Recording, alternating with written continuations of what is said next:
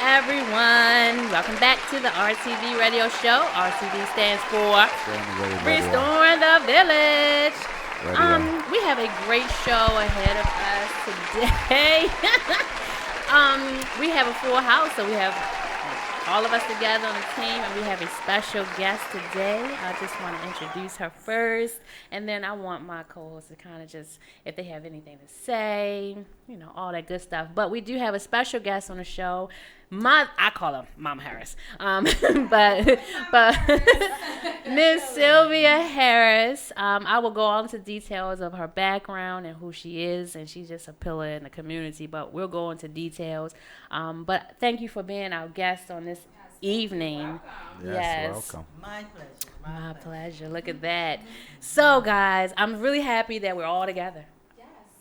Okay. Yeah, I know. Okay. I'm happy too. I'm happy to see you. Yeah, I know. So Brother Nance is going to be on his best behavior. Yes. Okay. What they talk about, DJ Nicky? So Mother Harris was already able to see her children in the background fighting and playing. She says just like home, so that's good. But we do have a full house as well as things we're going to talk about. We're going to talk about our National Night of Remembrance event that Restoring the Village will be doing tomorrow. Today is also the National Voter Registration Day. So if you did not register to vote or change anything that you need to be done, there were definitely people out in the community actually still going on. I listed a few things that the Baltimore City Democratic State Central Committee is out doing, and they're actually registering voters and answering the questions and changing and updating information. So please know that you can register anytime, but this was like a national day to kind of get excited about election time and getting registered and answering questions. So wanted to put that out there. Do you all have anything before we go right into...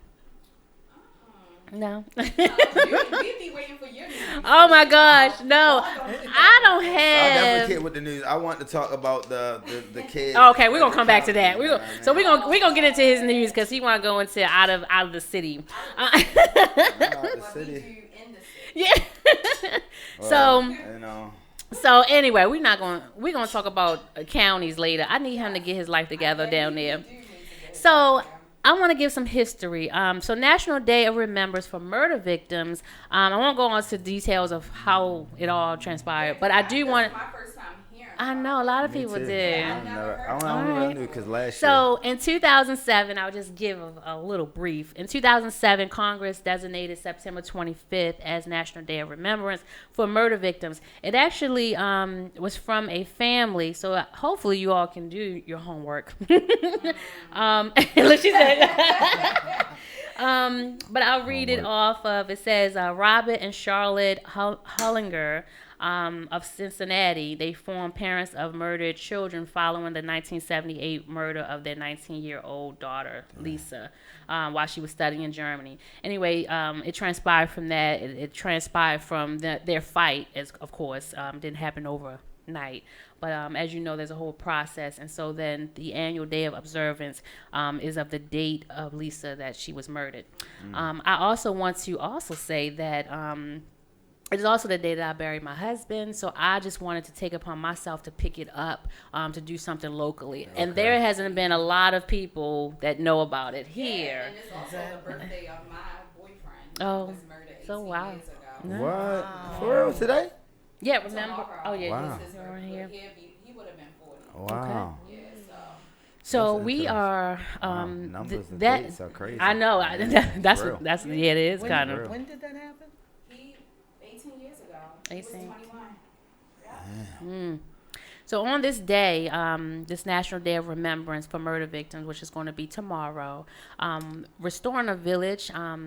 A couple years ago, we actually started. We've been doing it at Mervo, and due to my time of campaigning, I didn't want to try to put a whole event together, and we've been doing a lot. And so this is actually a couple years ago is when I actually met Mrs. Harris in person. Of course, I've heard all about her. and we'll talk about that briefly. But I want to just thank her for just continuing to be right by my side. So this is another year, 3 years in a row, that she's been by my side, and we are doing this together. We've been doing it at Mervo, as I stated, but this time we're actually going to be at the corner of Cold Spring and Loch Raven. We're going to be outside in the community. Shout out to everybody who's been sharing. Yeah, it's going to be a nice day. Shout out to everybody who's been sharing the information, the flyer. We're also going to be doing a memorial video, which we've done every year. Bear with us because we're going to be trying something new. We're going to be doing the video outside. So we're going to be having a projector screen. It's going to be having pictures of your loved one and their names. We want to make sure that we always remember our loved ones. I wanted to also just make sure that not only during the 4th, because where I live and because I'm running, but it's also a history behind with Mother Harris. So she is actually the mother of former Councilman Kenneth Harris, and he was murdered as well. And so he was our councilman for the 4th District. I was so honored to have her endorsement, her support going forward in this campaign, and I'm just happy to even have her support with Restoring the Village of continuing to do this every year. We want this to continue to build. Some of the things with the National Day of Remembrance, even if you cannot come out, you use this time, this opportunity to remember those lost through homicide and honoring their memories. And also the purpose of the event is to focus on the impact of murder on families and communities and ways to support and serve survivors. So that is the main mission and goal of tomorrow's event. So first, so the first time I think you just spoke, the second time I honored you, and then it was just more like, we're going to continue to do this. So how did you feel about, how do you, I would say, what would you think of this importance of having this type of event for victims?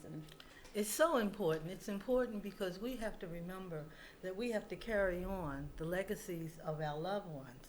No matter what, we're still in the world. Mm-hmm. They're not here, but they left a legacy for us to continue. True. So I'm going to be here. I'm going to do whatever I can to support Angie and the village and all of those who've been affected by murder. Oh. I don't even have no question. Wait a minute, this not gonna be a sad one. I'm just saying. It's not a sad thing. It's just like.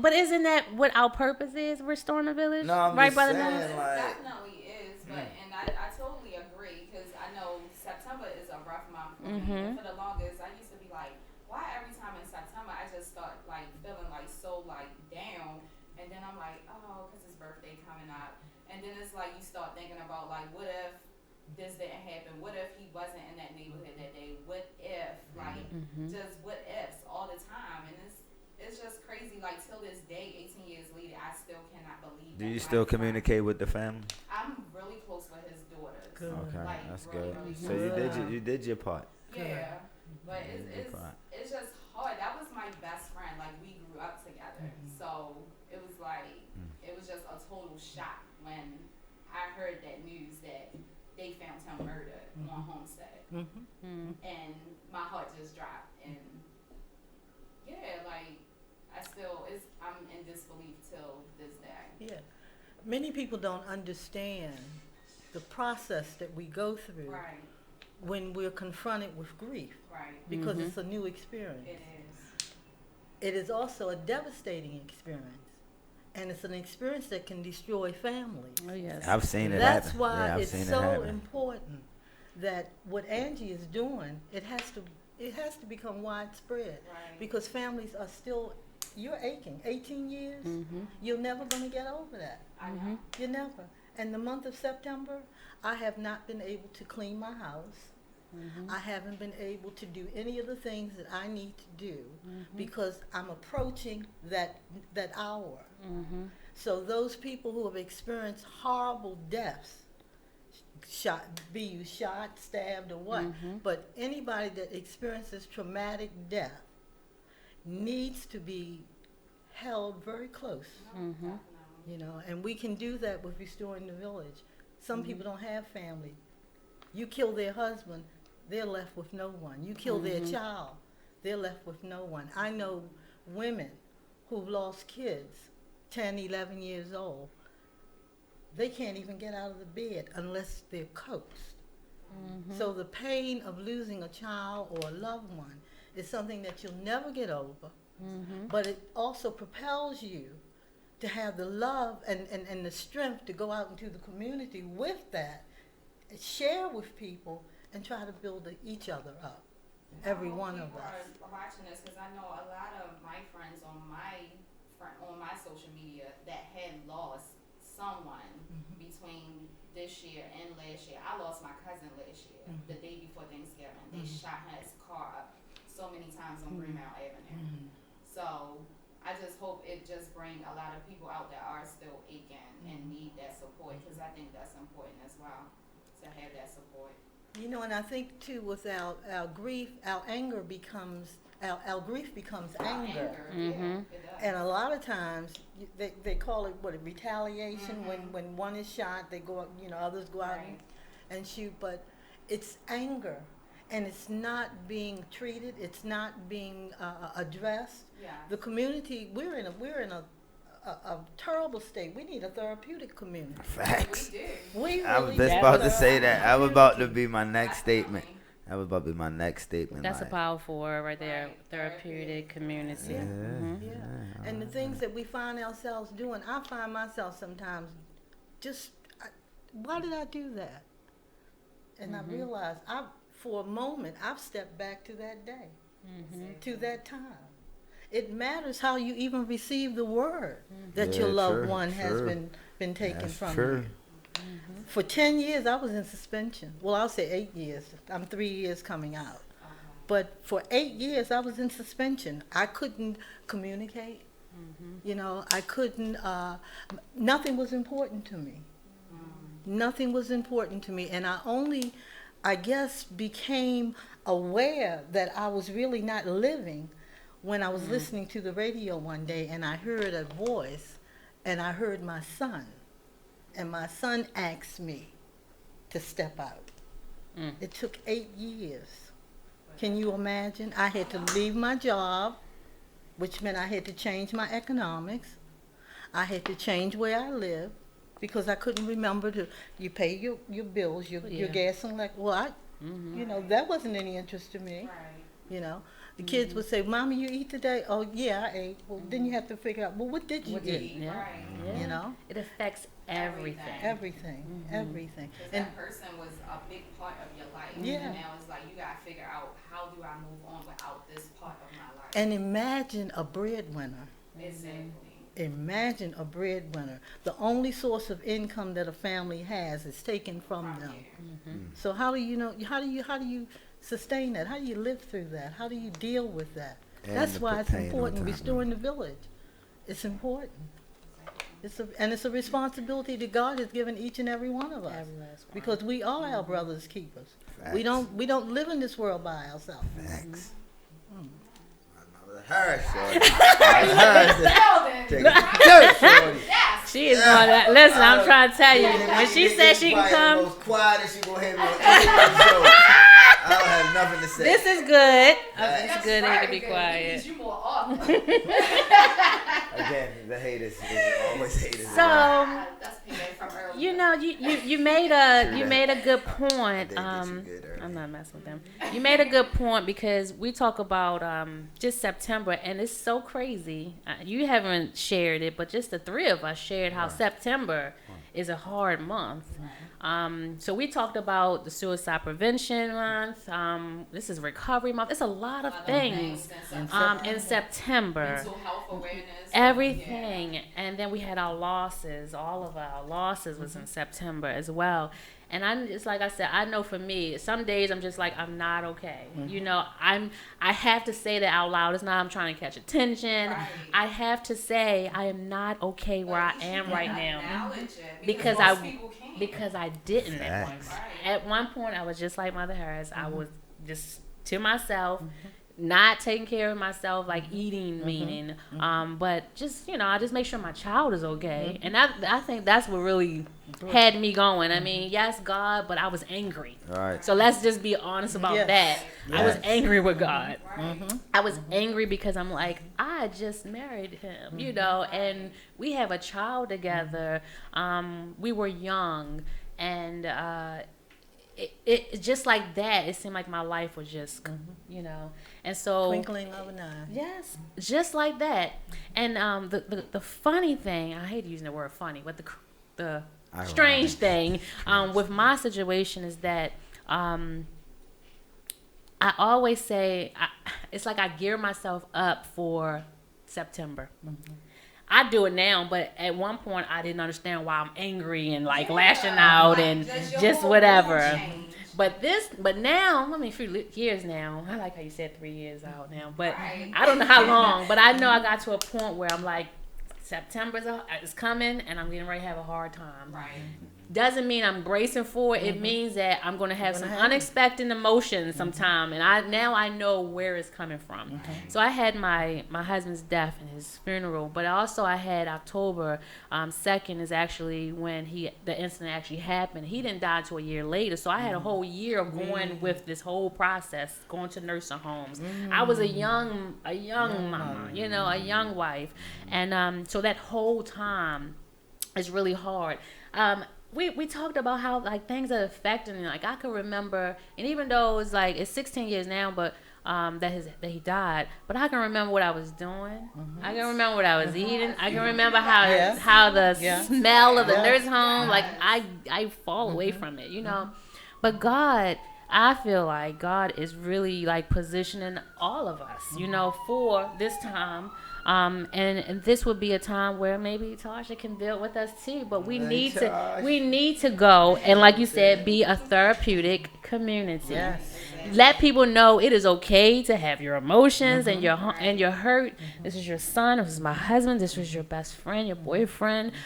There are things that transpire, and I don't know. He's quiet over here. I don't know how much he's affected, but I know for a fact, even if he doesn't share, I know for a fact that he has encountered young men and our youth that has young people, myself, but like. I lost my parent when I was 10, so death has always been just, I don't remember dates and all that. I buried all my childhood friends except for a few, but I don't remember dates or none of that. And that's another part of grieving. It is. I want you to know that. Like, none of that stuff. Yeah. It's just like, okay. There are some things happened to me when I was young. We talked about it on another episode, but I say that to say, even not knowing or remembering, this is our way of the process of grieving. I just like my brother. He remembers everything. Me, I just. I mean, I've lost so many people. It's just like. It's like you become numb. Yeah, like I don't even like when my brother died. I didn't even cry at his funeral. It was my older brother. Like that's how I was when my cousin got killed last year.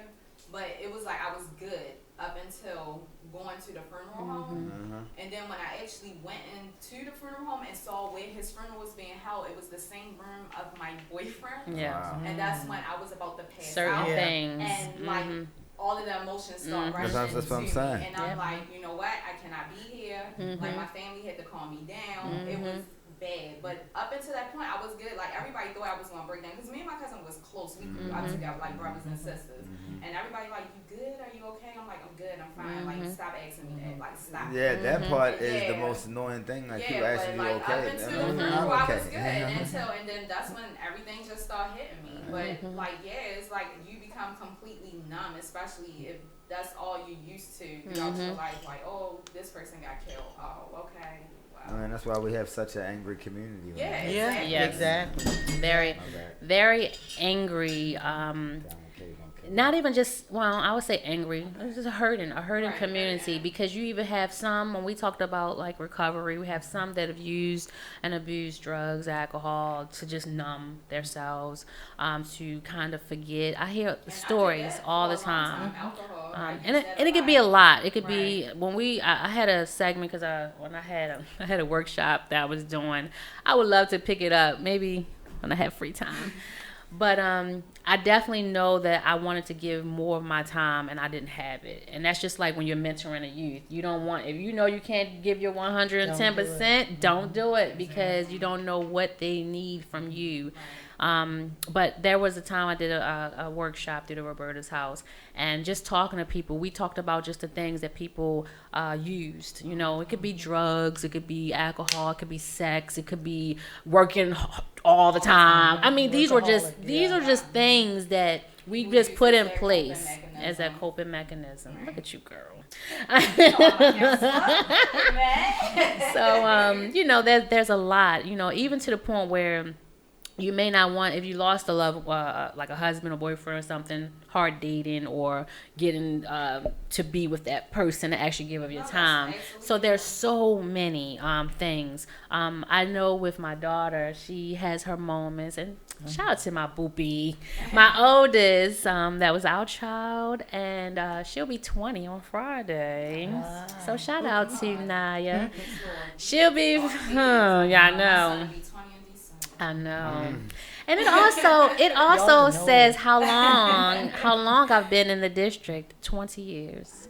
She was I was just getting ready to give birth to her when we moved over in the district, and so I keep up with her age too, about how long, you know, you've been dedicated to certain things. But you know, you channel your energy to certain things, and that's what I kind of want to talk about, the channel into our pain into a purpose. And so this helps me, even though it's sad, but sometimes I see myself in others, you know, and I never want to say you're gonna be okay, you're gonna be, you know, none of those little touche.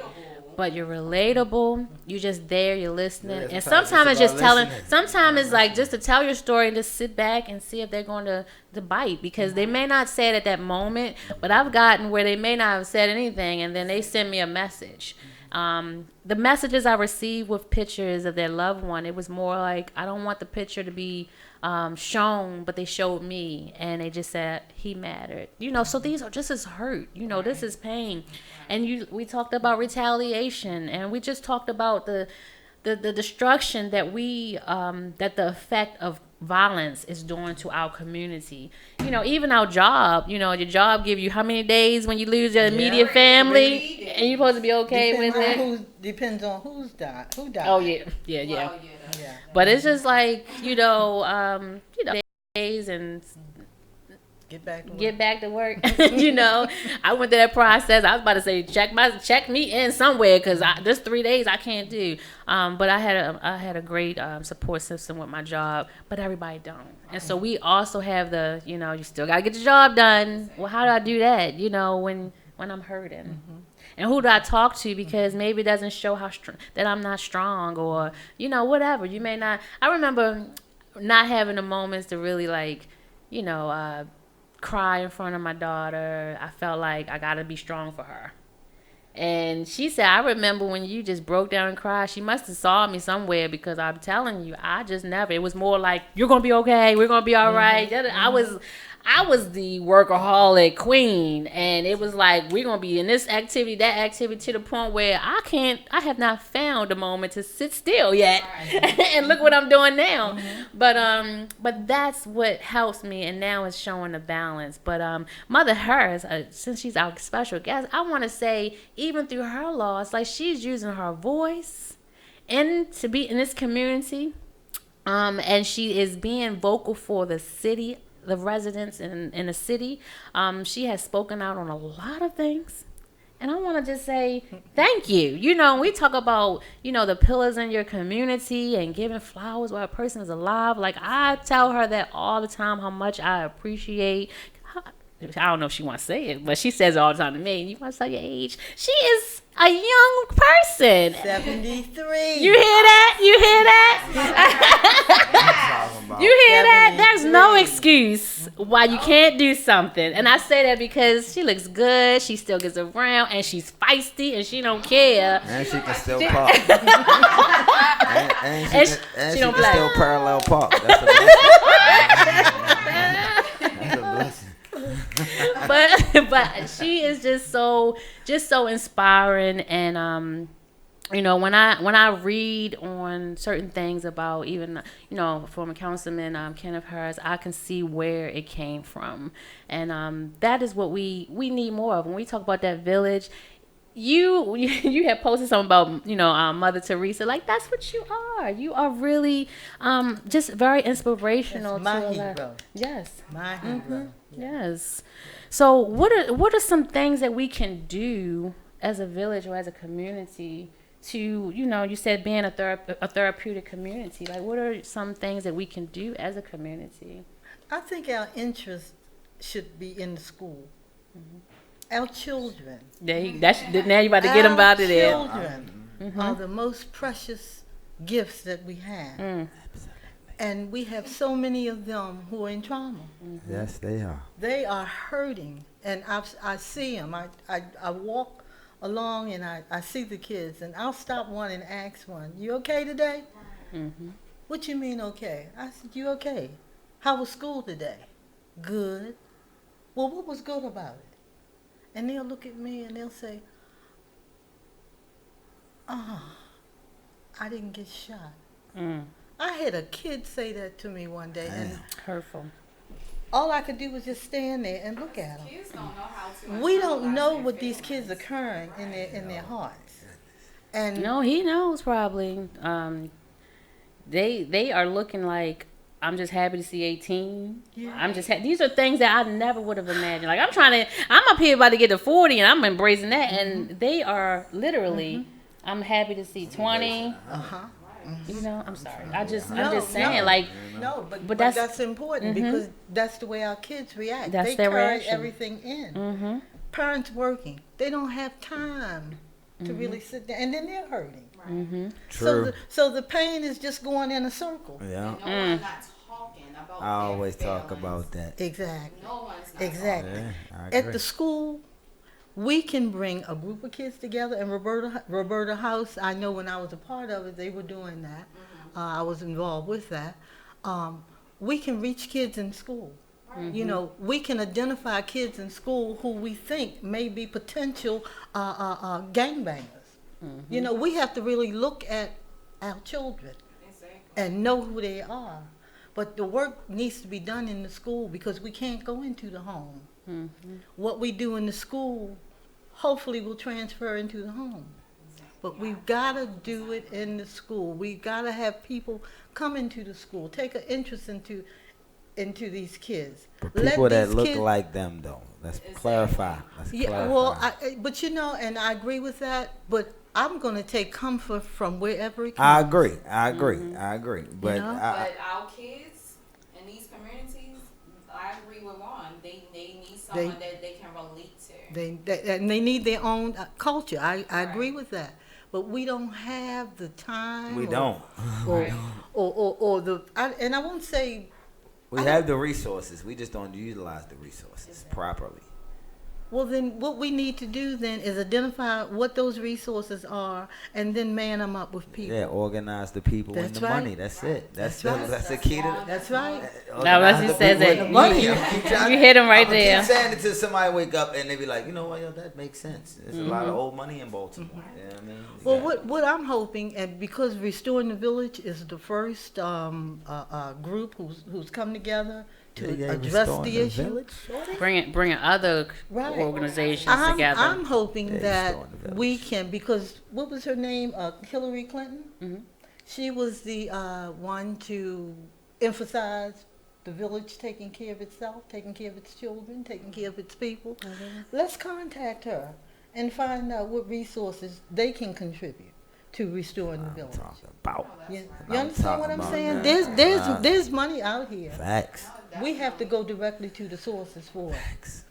We can't. The state is not going to fund this. In many instances, the state is the problem. Facts.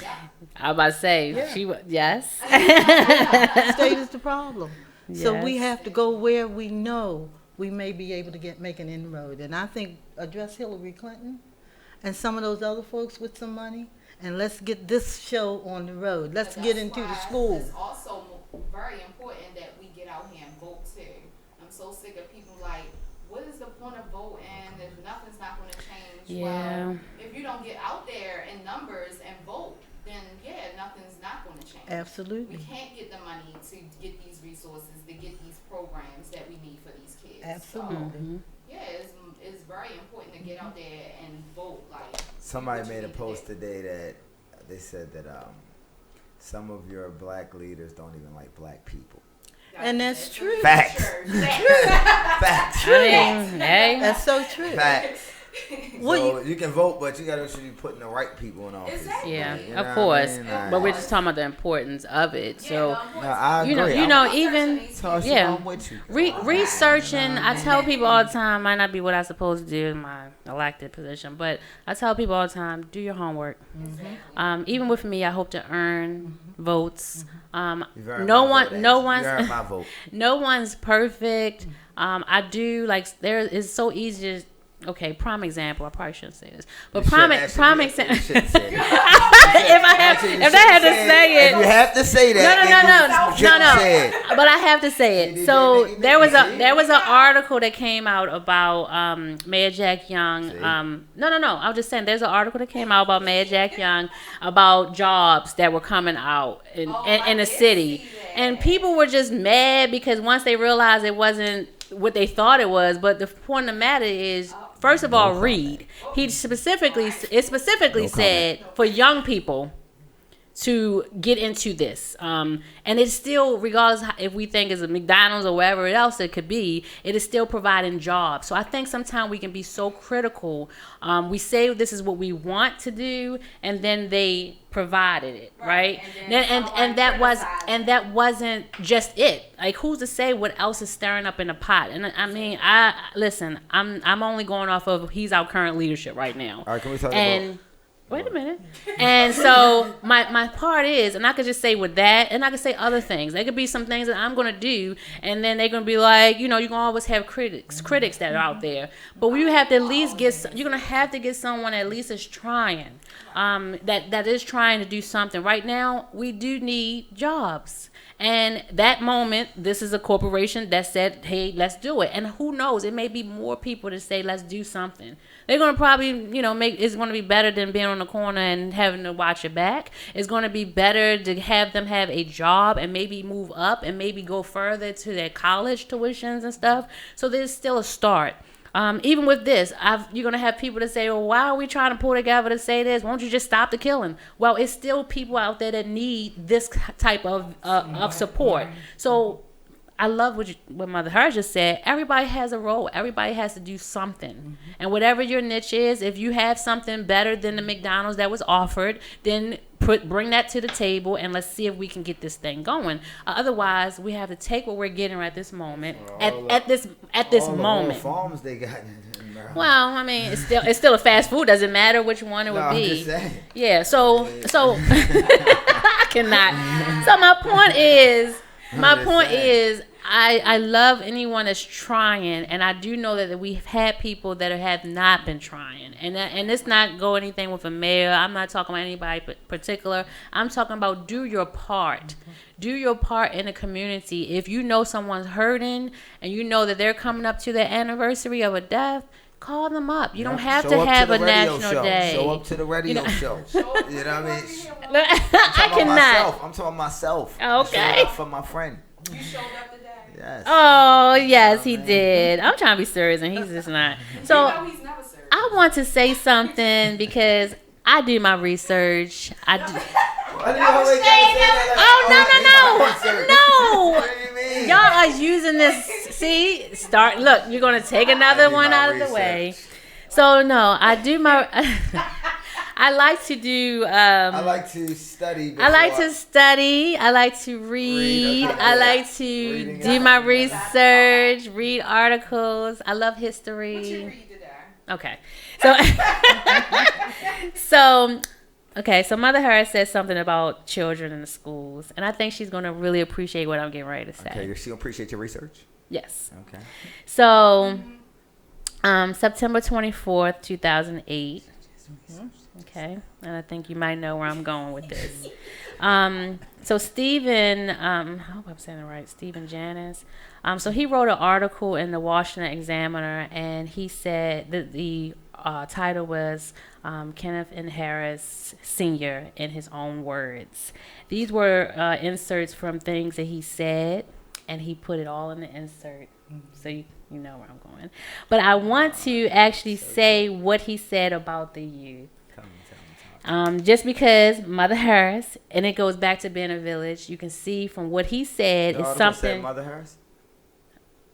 You can see what Councilman Kenneth Harris said was a reflection of what was brought down to him, what was taught in his life. So it says August 4th, 2006, Harris's reaction to the number of juvenile homicides that surpassed the previous year's total. So this was his reaction, his reaction, okay? Quoted.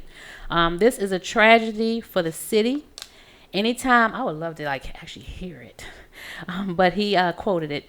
So he said, this is a tragedy for the city. Anytime we lose a youngster, it hurts. We as city leaders have to look for ways to create a safe haven for kids. We need to solve this problem as a community by working with parents and reaching out to the youth. That was in 2006, and just listen to what his mother just said. Yeah, and it is. So anyway, that I was stuck right there because I wanted to actually quote something tomorrow, and we just may use that. But I want to just say how it's nothing new under the sun. Nothing. And Nothing. I don't know. That's what stood out when you said that. One of the quotes or poems that I used to share with my kids every morning, Langston Hughes wrote it, and it goes, well, son, I'll tell you, life for me ain't been no crystal stairs. It's had tacks in it and boards torn up in places with no carpet on the floor, bare. But all the while I've been reaching landings and turning corners and sometimes going in the dark where there ain't been no light. So, boy, don't you sit down on them steps because you find it's kind of hard, and don't you fall now because I'm still going, honey. I'm still climbing, and life for me ain't been no crystal stairs. And every morning before they went to school, before they went out that door, they had that to take with them along with God's grace and his mercy. See, that's when we had them old school. That's what I'm saying. Mama shorty. That's what I'm talking That's about. what I'm trying to tell you. I'll tell you, Mama, I had. Straight up. Yes. Straight up. That's Yes. how my dad was. Straight up. No lie. And before he Mother got Harris out of is the morning, the he bomb. prayed over That's us. right. He went to That's sleep, right. he prayed over That's us. right. Yeah, That's He right. prayed over us every single time he can. But you know, we have got to address the youngsters that are really finding these guns killing people. Yeah, like, We have got to others, find the them kid just walked into school with a Another gun. one. like Another. another one. I was like, what is going on?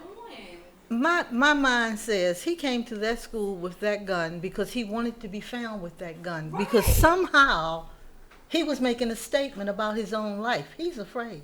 Yeah, he might have wanted to get caught just so he can be. Yeah. Exactly. So nobody won't kill him. Exactly. At the school, and I was like, so did anyone find out why he bought it? And they was like, Protection. no one did not know. He's fighting for his own life. Scared for his own life. And guess what?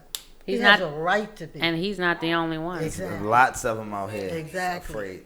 Exactly. Pocket knives and guns. You just never know what a person is walking in. And I mean, that's just in life. Like, how many people are we walking past that are strapped? You know? Exactly. That's ready to Exactly. snap at any He moment. said strap. Oh, I'm sorry. I'm sorry. I'm sorry. That is carrying a gun. I would have said that, DJ. Then she said, I'm sorry. Little Park High still in me a little bit.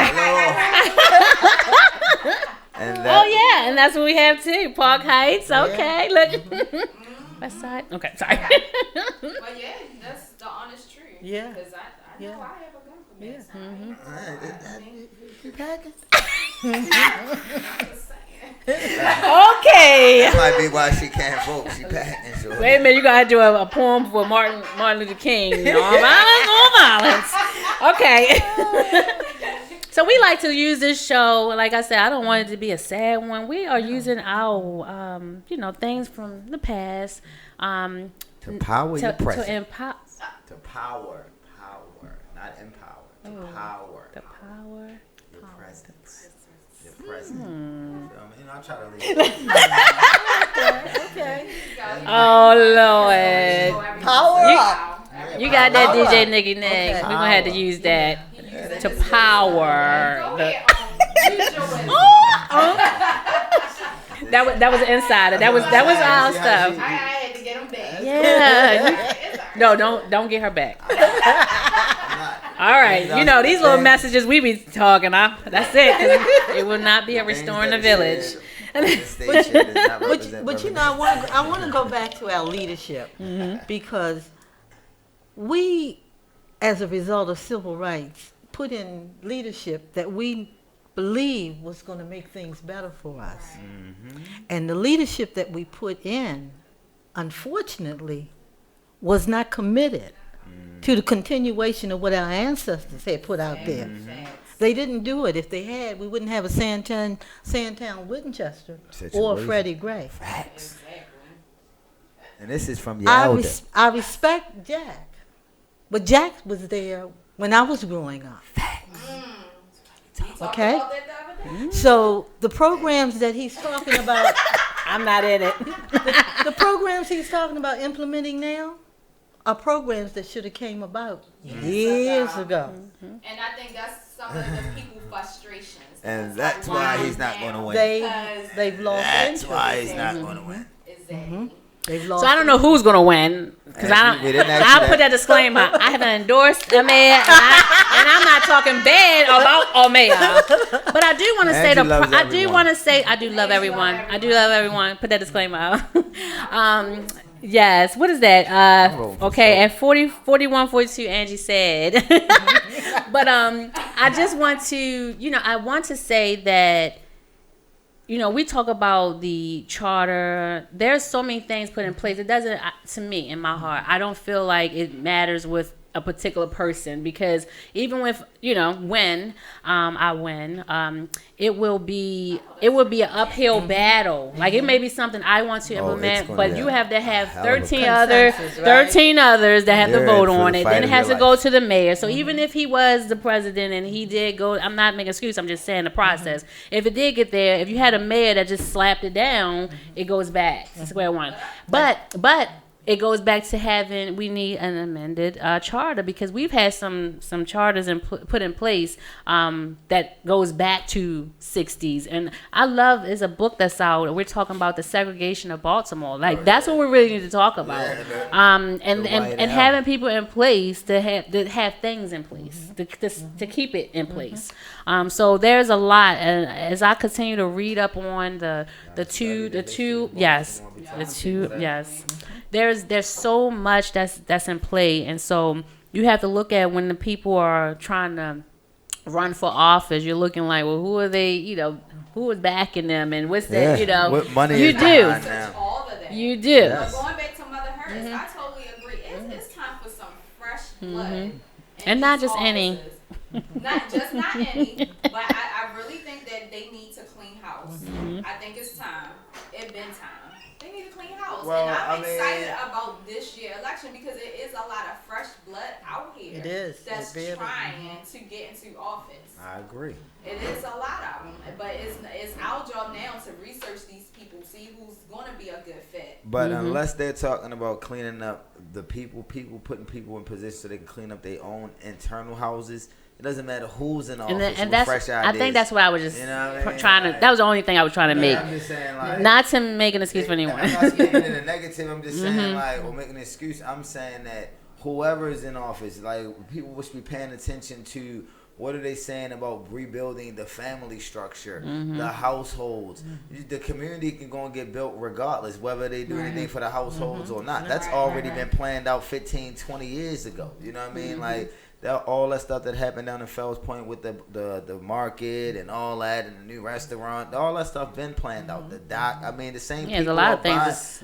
the same people are buying the major stuff, you know what I mean, in Baltimore. So I mean, that part really doesn't even matter, like who, you know what I mean, like the fresh start, unless they're gonna say things like, when I'm listening to the candidates this year, I'm saying who is talking about what things you have in place that are really can be effective for the youth, because those of us that work with the youth understand what they need. Those of us that are parents and family, you know what I mean, like working with people, you know what they want. They need, it ain't just about no jobs, you know what I mean. You can get a job if you don't change the human behavior, the mindset. You gotta change the mind. You can get a job and still be doing the same thing. I know plenty of people that got jobs that sell drugs every day. Absolutely. You know what I mean? And carry guns every single day, and they have a job. Some of them work for the city. You know what I mean?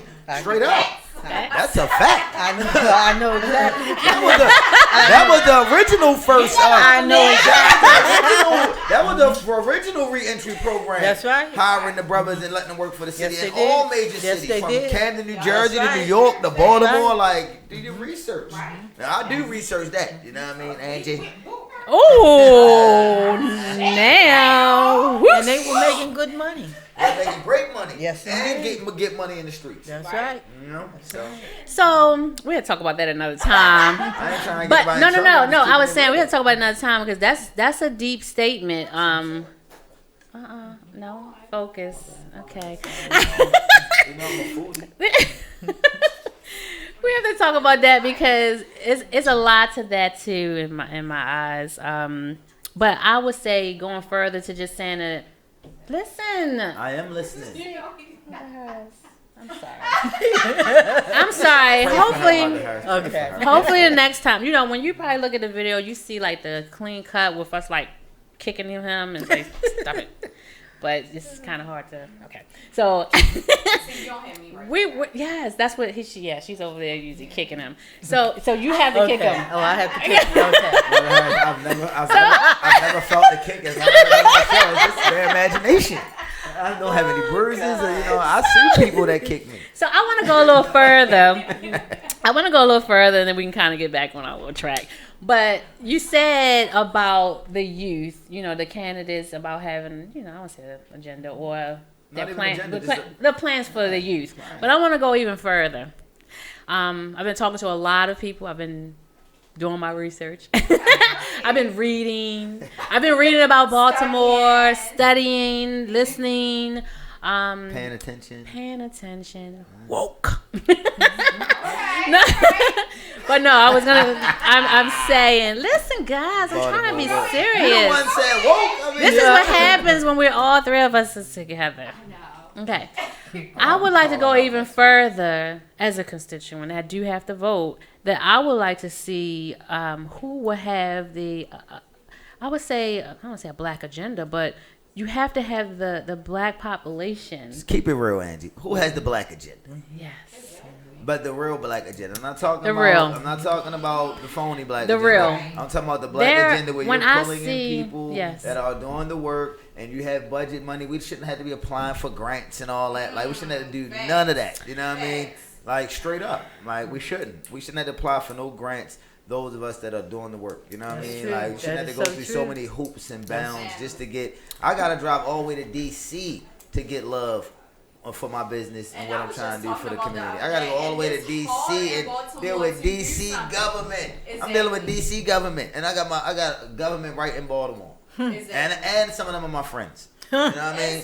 Some of them are my friends that we done been in the trenches, done sweat. You have to remember, African Americans are contained in Baltimore City. They are. No, that's true. They broke us out of the tribal mentality. That's why they divided and broke up our communities, because they broke up the tribes, and we don't have no communities. That people live in the addresses, so everybody's independent. I'm doing my own thing. This is how I did it. I did it by myself. Like, that's not how black people are designed. That's not. And I know you know. I mean, you the eldest, so y'all work totally different than we working. You know what I mean? That's why I be trying to charge people, like, you know, anybody that's my age that was reared by good mothers such as yourself is like, it's our social responsibility right now. Like, if we don't do it, we the last of the dying breed that got the good parenting. You know what I mean? And some of us are struggling with our parenting because of the ways of the world and taking everything on of everybody else. And everybody's doing that. You know what I mean? And you know, we got to just figure out a way, like I said, to shift the mindset. It's not going to happen overnight. Nothing. I don't expect a candidate to, like, people thought we had a black president, the money was going to be falling out the sky. That didn't happen. Look at her face. No, but I'm just saying, that's what people thought. You know, people actually got lazier when he became the president. Like, yo, you owe me. Got it made now. You know what I mean? Like, we got it made. No, we didn't make it. Like, that wasn't nothing. That was anything. It was a distraction. You know what I mean? Like, you should have been focusing more on building infrastructure and all that. Like, his wife put out something for make the kids healthy, and it was all majority white organizations doing all the healthy initiatives, and we got a whole bunch of black people that do the same thing in our community, but we got to go through so many hoops and bounds just to get you know what I mean? Like, people wanted me to run for office, but I told them never, you know what I mean? Because it's just not something I'm interested in. Like, I don't want to be that scrutinized, because, and then people not gonna like what people got to say when you keep it honest, you know what I mean? I would like to see fresh blood in there, but I also think that, like, what people should be listening for is, what is your real plan? Tell us about the money in Baltimore. Tell me what's up with the new market tax credits and all that stuff. Tell me about all of the things that you got planned. What is the benefit of the opportunity zone? Yeah, tell me that. Explain that to me. Tell me that. Yeah, because it looks like business opportunities for people excited about Park Heights, right? Yeah. But guess what? When they redevelop that whole Park Heights, those rents going to go up. And people not gonna be able to afford that. And that's gonna be an extension of Little Pikesville. And people that don't want to live out Owens Mills that's black, they're gonna be right there in Park Heights again. Facts. Tell me why. There's nothing wrong with that. Listen, I'm a fan of improving the community through not the actual gentrification process of getting people out. But I love having nice things in my community. So let's bring it on in, but don't push us out. You know what I mean? Make it fair. But also, in order to keep it fair, make it fair, we also have to change too. We can't get new things and then destroy it too and be like, the white man did that. No, it's not the white man. They didn't throw the trash out there. You did. You know what I mean? Like, straight up. I mean, so it's like we build new things and new infrastructures and have new leadership, but if the people are not willing to renew, and that's how I'm saying, like, the city officials, they have to connect with the people. But you got to change. People don't want to even connect with the city officials. They don't trust the city officials in Baltimore. They don't trust. They don't trust each other. They don't trust education. Exactly. You know what I mean? We don't trust that. We have a trust. I was talking to a student in the school. Like, I think it was like what's the day, Tuesday. It was like last Thursday. I was telling them, like, yo, did you know that you're in a place right now where the community doesn't love you, the school doesn't love you, you're not getting love at home, you're not getting the basic need, you know what I mean, from nowhere. Everybody telling you you're not going to make it, you're this and that. So as a young person, like you said, they walk around with pain, but they also, there was kids in school today just crying for, they ain't really shared the reason, but I can tell there's a lot of kids going through pain. One little girl lost her father last week, and you know what I mean, like, so these kids are coming to school with trauma, and like you said, there are no social workers. They are, but they're so overwhelmed, and you need more like accountability coaches. Like, they need to bring accountability coaches to build the kids up. Because one thing that we shouldn't do, and what we do a lot in the school system now, is we hold these kids' hands. We hold these black kids' hands, especially the boys. We hold their hands just so that for them not to be boys and sit down, you're going to pass them, or you're going to let them curse, or you're going to let them just go to the extreme because you don't want to deal with it, behavior. You know what I mean? But if you address the behavior, you get more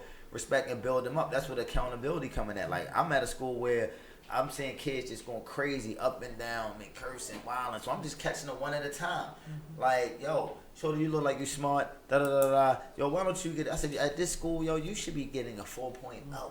You know what I mean? He was like, you know what? You got that. So every time I see him in the hallway, guess what his name is? 4.0. So every time he see me, he like, I got you. I said, yo, 4.0. I said, you don't make it for one quarter. Yo, that's easy, bro. It's the beginning of the school year. But that's what I'm saying. Like, having those real down-to-earth conversations. I'm not doing like this. Meeting them where they are and having a conversation. And that's where our politicians, I believe, fail. They try to talk up here. And you got to meet the people right here. You can't hit them with the fluff because people can see through all the bull crap at this point. In Baltimore, they like, oh, this is another program you're trying to bring in my community. We don't want no more programs. We want solutions. Like, we don't want no more programs. Like, no more nonprofits. We don't need any more nonprofits. You know what I mean? We have plenty of them doing their thing. You know what I mean? We just need to organize the people and the money. So, Mother Hurst, I hope you can, after the show, man, you can talk, Mother Hurst. But I'm sure you have some connections with the. Oh my gosh, you just broke it all down. No, I'm just saying, because that's why I keep stressing organizing people and money. It's an old thing. It's not nothing new. No, it's not. You know what I mean? We just been blinded behind it because people don't trust each other and all that. Like, everybody's self-interest has to be met in order for any movement or tribe to move. Everybody, a little bit of self-interest has to be met. It's not about being selfish. If you give self-interest met, it makes people work harder. That's right. You know what I mean? When That's people right. getting paid, they work harder. That's right. You know what I mean? When That's you volunteer, you're like, all right, well, if this And they thing comes appreciate, through, they appreciate it more. You know what I mean? Like, you know, I don't mind doing stuff for free, but at this point, I'm not doing nothing for free. You know what I mean? You're gonna knock on these doors. I'm not doing nothing for free. Survival is the norm now. If you're not doing something to promote and to maintain your own survival, you cannot maintain for nobody else. No. Like you can't heal nobody else if you ain't even healing. Like that's crazy. Like you got to be practicing what you saying you do. Just like Angie and you were talking about how y'all was grieving, and Tasha was talking about how y'all grieve, the different steps. You said you 3 years out. You know what I mean? Like all that stuff is a process that people need to hear. Like my way of grieving was like before was through substance abuse and things like that. And I was like, you know what? That ain't really for me. And then it was just like, yo, be the best human I can be. That what fuels me. Like, let me be the best human I can be. Let me try to save boys in the 5th grade. That's when my dad died. And you know what I mean? Like middle school. I can easily work in high school, college, whatever. But I'm like, yo, that's a great age. Whereas though, like, 'cause in the black community, we don't believe in therapy. Yeah. You know what I mean? We just be like, yo, your dad died, your aunt died, your cousin died, your grandmother died, yo, go to school, nothing happened, you'll be okay, your kid. That's not real. You know what I mean? This is not life. No. The movie. You know how it was like, just this person died. He like, all right, that's it. It hurts. Different emotions with everything. It like hurts. my dad died is totally different than my mother. When God called for my mother, it's gonna be a different pain. Yes. You know what I mean? Like it ain't gonna be the same. This pain of losing my husband was by far, like, I've lost my father. I mean, it hurts, but losing him, I don't know if it's just because I was younger at this time, having to go through a whole process. The connectivity, the child, you know what I mean? going through court, going through making funeral arrangements at 20. I keep telling you, write a book. Yeah, someone said that. So okay, so we're gonna we're gonna bring this down, but I'm just saying it's very true that. You know, like, even those that, I mean, I had to put him on hospice, so we were prepared, but I still was never prepared. You're never prepared. Okay, he was a young person. He didn't deserve what happened. Like my grandmother on my father's side buried all her children except one, and she's still alive. So she's the strongest human I know. Wow. You know what I mean? So I want to say when I did some data, and we're gonna be ending it with this, but I think it's gonna kind of all tie in. So I looked at Baltimore homicides. We're going to be calling out every name, and I get that it's a long list, but so we won't have that long list. We got to do some things. So right now we're I don't know the correct number right now, but I know we had some things today. 2 people had died, but let's just say about 252 because the last time we are going to call out each name because their lives matter. I also want to emphasize when we talk about different things going on in our community and how it is a must, it is essential that anyone who's running needs to have a black agenda. Like, they need to understand that our black men are dying in alarming numbers. And our black women need healing and help too. Yeah, but sorry. When I did the research here, it tells you, it breaks down with homicides in each district. There are some that are not getting hit, while others are getting, like. I'm curious, what district? So of course we have a lot of the Western District is a lot. And the police station's right in the middle of the hood. So the majority of the homicides so far is coming from your Western District, your Southwestern District. All near highways. And Northwest and Eastern is pretty high. But I also want to emphasize, when I did this, it was September 18th, and we had 246. So at that moment, it was 221 males. Out of damn. When I look at that and I break it down, we are losing our men in alarming numbers, and the shootings were the cause of, it broke it down, and I won't go all, but majority was your 18 to 25, your 26 to 35. We're gonna talk about this later. I wanted to emphasize that our black men we are losing them. I'm just and saying, our interesting stat. yes, get deeper. And it's going to go back to, and I have 1 minute left. It's going to go back to National Day of Remembrance for Murder Victims. Not only are we honoring these black men and women and children, but we want to also let people know that we have to come together. And in order to not see numbers going into 300, which that's where we're going, if things don't calm down, we don't want to continue to call out names of victims, and some just should never have been on there. Children, elders, people that are just in the crossfire. We want to make sure that we remember them. So again, I want to just encourage everyone to support the National Night of Remembrance for Murder Victims. It will be going on tomorrow at 6 o'clock. We will be at Lock Raven and Cold Spring. We will be acknowledging the victims of 2019, as well as we will be having a memorial video. We will be having prayer. We're going to be having special guests. We're going to be having the community come together because we need a therapeutic community. So thank you all for tuning in. I want to encourage everyone real quick to look at, read the book, because I'm actually going to be starting it if I get some free time. Not in My Neighborhood. That's a good book. That is a very eye-opening book. So please do that. So I want to again encourage you all to come on out tomorrow. Thank you, Mother Harris, for being Thank you, our Mother guest. Harris. Mother Harris in the building, yes, you can see her all over, but you're going to see a lot of her with me. We about to go to the census info session. Thank you, Tasha and Brother Nance. He has his own shows half the time. Again, tomorrow, 6 o'clock, Cold Spring and Lock Raven. Thank you all for tuning in to the RTV radio show. We'll see you all next Tuesday, same time, same place. Thank you. Yeah.